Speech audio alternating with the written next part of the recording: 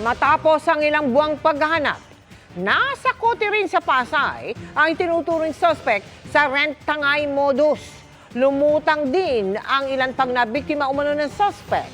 Nakatutok si June Veneracion. Ay! Ano yan? Kayo! Ano kayo? Alikot! Alikot! Huli kagabi ang lalaking ito sa operasyon ng PNP Highway Patrol Group sa Pasay City. Katitingin! Tensyonado ang tagpo nang mapansin ng mga pulis na marami ang tao sa paligid. Hop! Huwag kang alis yan!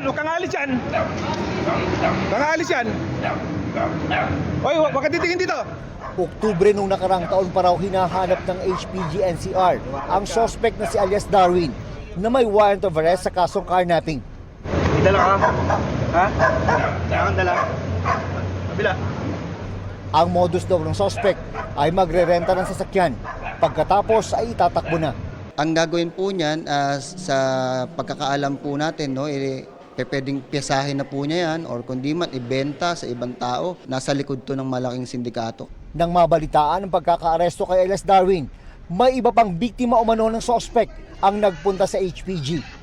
Sabi ng isa sa kanila, 3,000 piso ang ibinigay ng suspect para mahiram nung nakarang taon ang kanyang bagong labas sa sasakyan.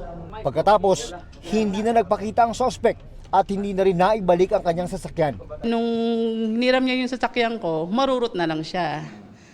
Nakakontak ko pa naman siya. Pagdating ng November 1, hindi ko na siya makontak. Siguro pasalamat na rin po kasi nandiyan na nahuli na rin naman po. Nakakulong ngayon sa HPG ang suspect. Kung gusto sabihin? Para sa GMA Integrated News, June Veneracion, nakatutok 24 oras.